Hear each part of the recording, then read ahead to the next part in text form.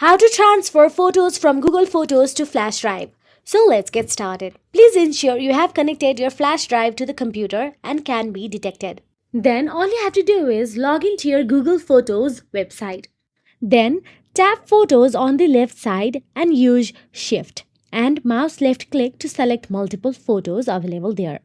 Now, choose the three dots icon on the top right corner of your screen, then tap on the download from the options. Now wait for a while, you will get a zip compressed folder named photos.zip located in your downloads folder. All you have to do is unzip the folder and move photos from Google Photos to the flash drive.